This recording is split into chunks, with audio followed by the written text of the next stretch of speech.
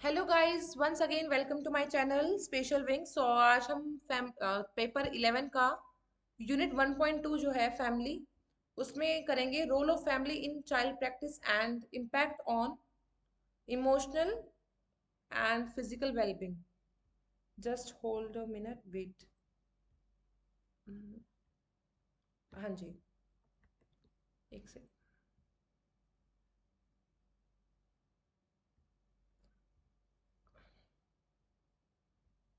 हाँ जी। सो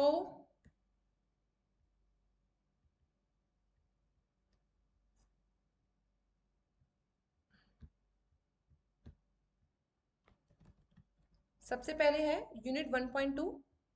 इसमें हम पढ़ेंगे फैमिली का क्या रोल रहता है कि एक बच्चे को सिखाने में कि उसके फिजिकल और इमोशनली उसमें जो है क्या इम्पैक्ट डालती है फैमिली। सो जो फैमिली है वो एक प्राइमरी इन्वायरमेंट है जहाँ पे बच्चा सीखता है। ये बार बार मैं आपको लाइन बोल रही हूँ, बहुत ज़्यादा इंपॉर्टेंट है, आप इसको याद कर लीजिए। जहाँ पे बच्चा जो है सीखता है कि विश्व के बारे में, वर्ल्ड के बारे में, एक सेंस ऑफ सेल्फ, खुद के बारे में सीखता है। और क्या है, जो लाइफ स्किल्स है बच्चे की, जो इम्पोर्टेंट, क्रूशियल, जो इम्पोर्टेंट जो लाइफ स्किल्स हैं उसके बारे में बच्चा सीखता है।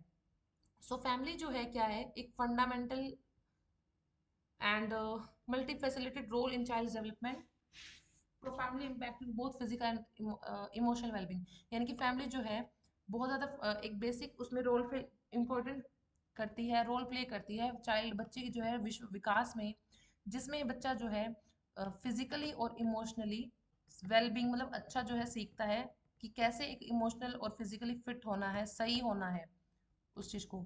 सो फैमिली का रोल क्या है इस चीज में, ये देखते हैं। Role of family in child practice. So सबसे पहले है, मैंने कुछ पॉइंट्स बना दिए हैं, आपको इजी रहेगा, पॉइंट्स पॉइंट्स तो जरूर याद कर लीजिए। एक्सप्लेन तो आप कर सकते हैं, मैं आपको एक्सप्लेन करके बता रही हूँ, आप उसको सुन लीजिए, वही आपको याद हो जाएगा। साथ के साथ मेरी कोशिश यही है कि इजी से इजी लैंग्वेज में आपको नोट्स बना के प्रोवाइड कराऊँ मैं। सो इसमें है primary socialization agent. So family जो है, जहाँ बच्चा जो है फैमिली जो है फैमिली से जो है सोशलाइजेशन सीखता है, कि जो फैमिली जो है एक एजेंट की तरह काम करती है। प्राइमरी मतलब जहाँ पे बच्चा फर्स्ट टाइम जो सीखता है, सोशल नॉर्म सीखता है, वैल्यू सीखता है, एथिक्स सीखता है, बिहेवियर कैसे करना है वो सीखता है। ठीक है, और वो क्या है, ऑब्जर्व करते हैं बच्चा जो है बिहेवियर को, और फैमिली को जो है इमिटेट करना। इमिटेट मतलब कॉपी करना, देखकर सीखना। सो बच्चा जो है फैमिली मेंबर्स के बिहेवियर को देखता है, अगर हम कहेंगे, तो वही बच्चा जो है कॉपी करके बोलेगा। एंड ऑनेस्टी के साथ, रिस्पेक्ट के साथ, काइंडनेस के साथ एम्पैथी जो है बच्चा सीखता है कि किसी की गरीब की हेल्प करना है, तो अगर हमारे मेंबर से हेल्प कर रहे होंगे, कोई बाहर गरीब आया है, खाना खिलाना, किसी जानवर को खाना खिलाना, तो बच्चा सीखता है। गाय को रोटी देनी, तो गाय बच्चा सीखेगा कि गाय को रोटी देते हैं। अच्छा, नेक्स्ट है emotional support and security. Emotional support and security से मतलब है कि कैसे जो है फैमिली जो है बच्चे के है इमोशनल और सिक्योरिटी प्रोवाइड करवाती है। यानी कि एक जो स्टेबल फैमिली होगी, एक अच्छी पॉजिटिव जो फैमिली होगी, नर्चरिंग फैमिली जो होगी, वो क्या है, बच्चे को जो एक सेंस ऑफ सेफ्टी और सिक्योरिटी प्रोवाइड करेगी। बच्चा जो है वहाँ पे क्या है, सेफ फील करेगा और सिक्योर फील करेगा। और इससे क्या होगा, जो साइकोलॉजिकल जो है बच्चा सही रहेगा, यानी कि वो द्वंद में नहीं रहेगा कि मैं ये करूँ या वो करूँ, ये सही है ये गलत है। उसको सही गलत के बारे में पहचान हो जाएगी, उसको सही और गलत के डिसीजन लेने के बारे में पहचान हो जाएगी, और उसके जो वैल्यूज हैं वो अच्छे हो जाएंगे। और उसको जो है अगर गलत कुछ करता है तो वो घर पे आके उसको बता के इतना उसको सेफ फील करेगा। अगर कुछ गलत होता है तो वो अपनी फैमिली मेंबर्स को बता के इतना सिक्योर और सेफ फील करेगा बच्चा। नेक्स्ट है emotional modelling behaviour, sorry, modelling behaviour. यानी कि पेरेंट्स जो फैमिली जो है वो मॉडल की तरह काम करती है। मॉडल की तरह काम करना मतलब कि पेरेंट्स जैसे हो गए, या जो उसकी केयर कर रहा है बच्चे की, वो एक तरह से रोल मॉडल की तरह काम करते हैं। जैसे हम बच्चा, जो भी पेरेंट्स एक्टिविटी करेंगे बच्चा उसको ही इमिटेट करता है। अगर हम उसको स्माइल करना सिखा के हाय करना सिखाएंगे तो वो हाय करेगा, नमस्ते करना सिखाएंगे, अगर हम खुद नमस्ते करेंगे तो बच्चा भी नमस्ते करना सीखेगा। अगर हम जैसे बोलते हैं कि जैसे मैंने कई बार देखा है कि कोई बच्चे ना तोतली आवाज में बोलते हैं, तो बच्चा भी उसी चीज को कॉपी कर लेता है। क्यों करता है, क्योंकि उसको वही सिखाया जा रहा है, वही बोल रहे हैं, तो बच्चा भी तोतली आवाज में बोलेगा। अगर हम कुत्ता सिखाएंगे तो बोलना, तो कुत्ता सीखेगा। डॉगी बोलना सिखाएंगे तो बच्चा डॉग बोलना सीखेगा। डॉग बोलना सिखाएंगे तो डॉग, कुत्ता सो कुत्ता सीखेगा। और अगर डॉगी बोलना सिखाएंगे तो डॉगी सीखेगा। तो वो बच्चा कहाँ से सीख रहा है, वो पेरेंट्स से सीख रहा है। जो उसके बड़े बुजुर्ग हैं उन जो सिखा रहे हैं, एल्डर्स हैं वो सिखा रहे हैं, तो बच्चा उसी को सीखेगा। और इमोशंस को कैसे रेगुलेट करना है, कम्युनिकेट कैसे करना है और रिलेशनशिप कैसे बनाने हैं, वो सब बच्चा जो है पेरेंट्स से ही सीखता है। तो यानी कि फैमिली जो है एक मॉडलिंग बिहेवियर जो है काम करती है, मॉडल की तरह काम करती है, रोल मॉडल की तरह काम करती है। नेक्स्ट है प्रोमोटिंग एजुकेशन। फैमिलीज जो है उसमें क्या है, सबसे पहले जो है एजुकेशन को प्रायोरिटाइज किया जाता है कि बच्चे जो है एजुकेशन प्राप्त करें। उसके बाद एक ऐसा एनवायरनमेंट, होम एनवायरनमेंट हो जिसमें जो है लर्निंग जो है हो, बच्चे की अच्छी लर्निंग हो और लर्निंग को ही प्रॉम्प्ट मिले कि बच्चा स्कूल से आ रहा है तो घर पे आके भी वो लर्निंग करे। इस चीज़ की कोशिश की जाती है फैमिली में, जिससे क्या होगा, बच्चे का जो है एनकरेज होती है reading to participating in school activities. जिससे बच्चा क्या है, अगर हम घर पे भी बच्चे से पूछें कि अच्छा बच्चे तुमने क्या किया स्कूल में, अच्छा तुमने ये किया वो किया, उससे क्या है बच्चा को है ना एनकरेजमेंट मिलेगी और वो क्या है मोटिवेट फील करेगा। जिससे क्या है वो और ज़्यादा उसको प्रोत्साहन मिलेगा और वो और ज़्यादा स्कूल में जो भी एक्टिविटीज़ होती हैं या फिर कोई भी इवेंट्स होते हैं तो उसमें वो पार्टिसिपेट करेगा। जिससे क्या है अचीवमेंट जो है बच्चे की जल्दी होगी और जो है अकेडमिकली भी अफेक्ट करती है। इसीलिए जो है आज के टाइम पे हमने देखा होगा करिकुलम जो है वो क्या है, जिसमें है को करिकुलर एक्टिविटीज को बहुत ज़्यादा इंक्लूड किया गया है। हमारे एनईपी में भी जैसे देखा होगा, और चेंजेस जो है काफ़ी एजुकेशन पॉलिसीज लेके आई हैं, वो इसलिए लेके आई हैं ताकि बच्चा जो है अपने उसमें करिकुलर ही नहीं को करिकुलर भी सीख सके। को करिकुलर जो है डायरेक्टली और इनडायरेक्टली जो है एकेडमिकली भी अफेक्ट करती है, इम्पैक्ट डालती है। नेक्स्ट है cultural and moral framework. Cultural and moral framework से मतलब है कि फैमिलीज जो है मैंने बताया था जैसे पास करती है ट्रेंड, कल्चर जो होगा हमारा, जो ट्रेडिशंस होंगे, बिलीव्स होंगे, जो हमारे रीति रिवाज होंगे, जो वैल्यूज होंगी, कि कैसे और बच्चों को कैसे अपनी जो विरासत है उसके साथ कनेक्ट करना है, और जो भी चीज़ें हैं जो भी चेंजेस आ रहे हैं उसके साथ कनेक्ट करना, वो क्या है कल्चरली जो है उस चीज़ को फॉलो करना, वो कौन सिखाता है, फैमिली ही सिखाती है। नेक्स्ट है developing life skills, sorry developing life skills. Developing life skill से मतलब है कि बच्चे को जो है जो बच्चा जो है फैमिली में रह के क्या है लाइफ स्किल सीख जाता है जो इंपॉर्टेंट होते हैं आज के टाइम पे। कम्युनिकेशन हो गया, प्रॉब्लम सॉल्व करना, decision making, emotional intelligence. EQ जो है ये ईआई जो है बहुत ज़्यादा इमोशनल इंटेलिजेंस, और इमोशनल क्वेश्चन नहीं, इमोशनल इंटेलिजेंस। ईक्यू से जो है हम मेजर करते हैं कि कितनी इमोशनल इंटेलिजेंस है इसमें। सो ये सब जो है बच्चा जो है स्किल्स जो है ये कहाँ से सीखता है, फैमिली में उसे सिखाती है। बच्चे सीखते हैं कि कैसे जो है कैसे डिसीजन लेना है, कैसे प्रॉब्लम सॉल्व करनी है, कम्युनिकेशन कैसे करना है, बड़ों से कैसे बात करनी है, छोटों से कैसे बात करनी है, कोई सही बोल रहा है तो उसको कैसे बोलना है, गलत बोल रहा है तो उसको कैसे डिनाई करना है, कैसे उसको समझाना है, तो उस चीज़ पर कैसे प्रतिक्रिया करनी है, ये सब कौन सिखाता है, फैमिली ही सिखाती है। नेक्स्ट है हेल्थ एंड लाइफस्टाइल हैबिट्स, यानी कि बच्चा जो है हेल्थ हो गया और लाइफस्टाइल होगी कि उसमें क्या है बहुत ज़्यादा इम्पैक्ट डालती है फैमिली जो है। उसमें बच्चे को कैसे खाना, जो जैसे कई बार देखेंगे गांव में जो है, गांव में लोग जो है जल्दी खाना खा लेते हैं और शहर में जो है वो लेट खाते हैं। तो वो हैबिट जो है वो फैमिली ने कहाँ कहाँ से सीखा, बच्चे ने फैमिली से ही सीखा है। फैमिली का जो कल्चर है, फैमिली का जो टाइम है, वहीं से सीखा है। नेक्स्ट है physical activity levels. Physical activity जैसे अगर कोई फैमिली में फौजी है या कोई आर्मी पर्सन है या फिर वैसे भी कोई इंस्ट्रक्टर है या कोई योगा करते हैं, तो उनके बच्चे भी जो है एक्टिविटी करते हैं, फिजिकली एक्टिविटी में इन्वॉल्व मिलेंगे। कोई प्लेयर है तो उसमें तो जरूर ना जरूर एक्टिविटी करते मिलेंगे और वो बच्चा जो है वहीं से सीखेगा। नेक्स्ट है हेल्दी बिहेवियर। बिहेवियर अगर कोई मेंबर्स अच्छा करते होंगे तो बच्चा भी वहीं से सीखता है। इसमें क्या है बच्चा जो है मैक्सिमम चीज जो है, मैं ये नहीं बोल रही हूँ कि 100% बच्चा एज इट इज कॉपी करेगा, पर मैक्सिमम टू मैक्सिमम जो है अपने फैमिली मेंबर्स और उनसे देखकर ही सीखता है बच्चा। Next is impact on physical wellbeing. Physical wellbeing में क्या इम्पैक्ट पड़ता है? सबसे पहले है nutrition and healthy habits. Nutrition and healthy habit उसमें क्या है कि अगर कोई पेरेंट्स जो है कोई ऐसा है कि वो क्या है उनकी प्रायोरिटी क्या है कि हेल्दी शेड्यूल हो, हमारा हेल्दी खाना हो, हेल्दी हैबिट्स हो, डाइट अच्छी हो, तो उससे क्या होगा बच्चा भी जो है उसी चीज में वही चीज सीखता है। और वो चीज क्या है बच्चे की जो एनर्जी होगी वो लेवल अच्छा होगा, ठीक है, उसकी कंसंट्रेशन भी अच्छी रहेगी और इम्यूनिटी भी स्ट्रांग होगी बच्चे की। ऐसे बच्चे की इम्यूनिटी स्ट्रांग क्यों होगी? क्योंकि वो टाइम पे सो रहा है, टाइम पे खा रहा है, ठीक है, टाइम पे उसकी जो सारी चीजें अगर एक्टिविटीज हो रही है, प्रॉपर न्यूट्रिशन हो रहा है, सो उससे क्या होगा, उसके जो है कंसंट्रेशन और इम्यूनिटी अच्छी हो जाएगी। और हमने देखा होगा जहाँ पे माल न्यूट्रिशन होती है, कहीं पर प्योर न्यूट्रिशन होती है, तो उससे क्या होता है, ओबेसिटी होती है, डायबिटीज होती है, और डेवलपमेंटल चेंजेस चैलेंजेस भी बच्चे को देखने पड़ते हैं। तो कई जैसे डिसेबिलिटीज जो होती हैं वो इसी वजह से भी होती है क्योंकि उनको प्रॉपर न्यूट्रिशन नहीं मिल पाता है। सो इसलिए बोला जाता है कि आपको 18 एज तक, 18 एज तक तो ऐसे खाओ, जितना जितना खाओगे और जितना फिजिकल वर्क करोगे, आप उतने ही स्ट्रांग बनेंगे, उतनी ही आपकी इम्यूनिटी बनेगी।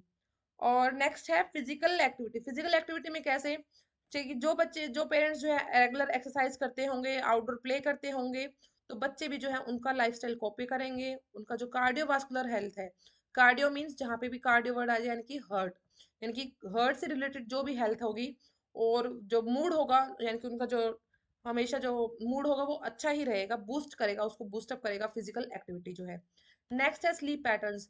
देखो अगर जो गांव में जो लोग जल्दी सो जाते हैं, तो बच्चा भी जो है उसी को ही सीखता है। और जहाँ पे जैसे शहर में लेट सोते हैं, तो पेरेंट बच्चे जो लेट सोना ही सीखते हैं। जिससे क्या है, देखते हैं हम कि गांव के बच्चे का जो है कंसंट्रेशन भी अच्छी होती है, मूड भी अच्छा रहता है, और एकेडमिक परफॉर्मेंस जो है वो अच्छी होती है, वो जल्दी सीखते हैं रेदर देन शहर के लोगों से। वो अलग बात हो जाती है कि फैसिलिटीज जो है शहर के बच्चों को ज्यादा मिलती हैं गांव के बच्चों से, इस वजह से वहां पीछे पीछे रह जाते हैं। लेकिन आज के टाइम पे तो जैसे ऑनलाइन क्लास की वजह से जो है ये चीज भी खत्म हो चुकी है, क्योंकि यूट्यूब पे या फिर ऑनलाइन जो है कंटेंट आपको बहुत ज्यादा अवेलेबल मिल जाता है। Next is stress and illness. Stress and illness से मतलब है कि अगर कोई ऐसी फैमिली है जहाँ पे बहुत ज्यादा फाइनेंशियल डिफिकल्टीज हो रही है, या कोई पेरेंटल कॉन्फ्लिक्ट हो रहा है, या एनवायरनमेंट में जो है कर्स बहुत ज्यादा है, शोर शराबा बहुत ज्यादा है, अच्छा नहीं रहता है एनवायरनमेंट, उससे क्या है जो है हेल्थ प्रॉब्लम जरूर होगी।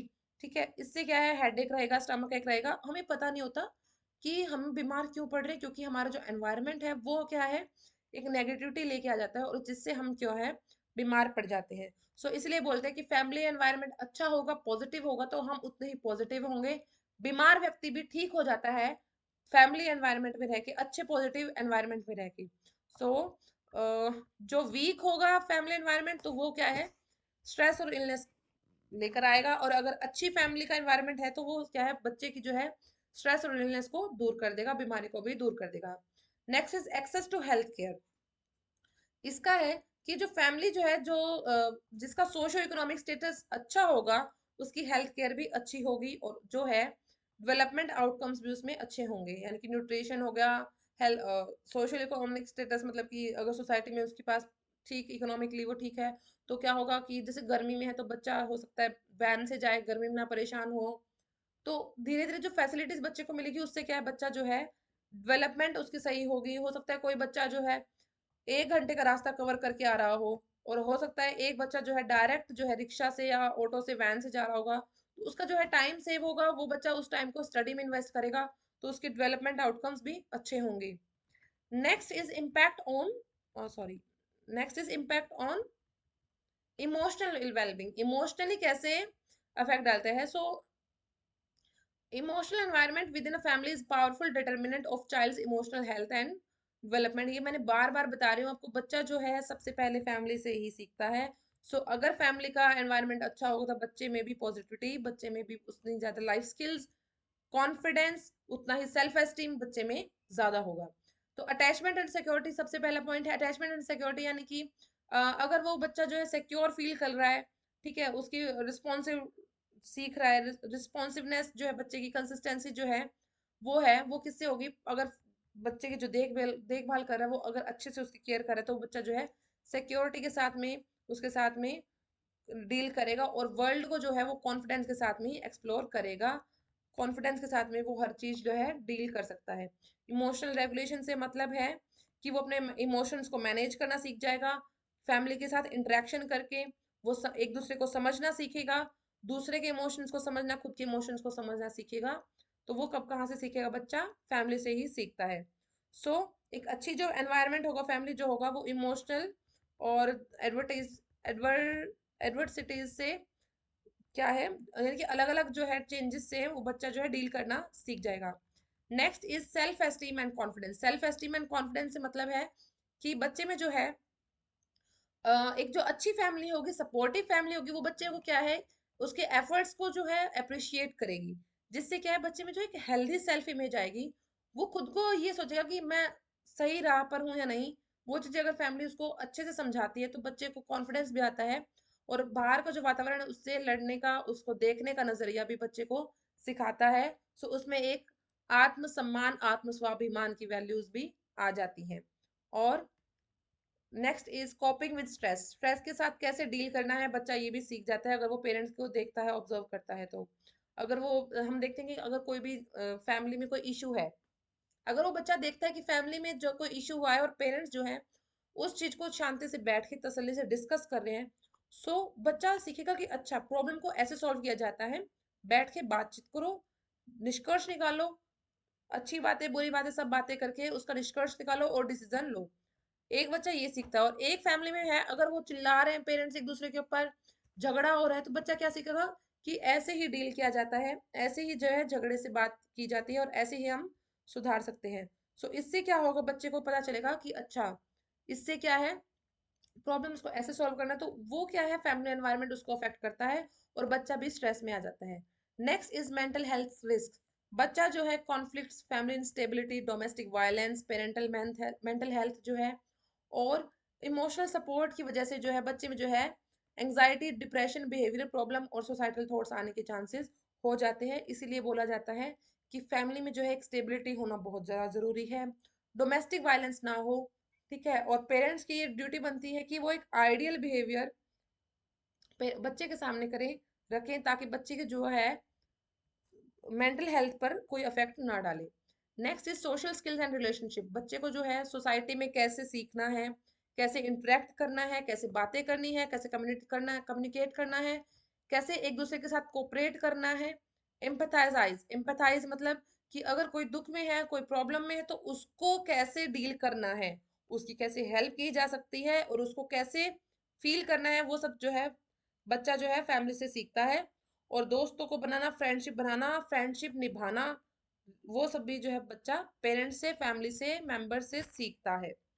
Next is boundaries and autonomy. Boundaries and autonomy से मतलब है कि एक बच्चा है, ठीक है, अगर वो सिक्योर फील कर रहा है, इमोशनल रेगुलेशन है, तो वो कहाँ से सीख रहा होगा, फैमिली से सीख रहा होगा। इससे क्या होगा, family boundaries provide children with a sense of security and teach them emotional regulation.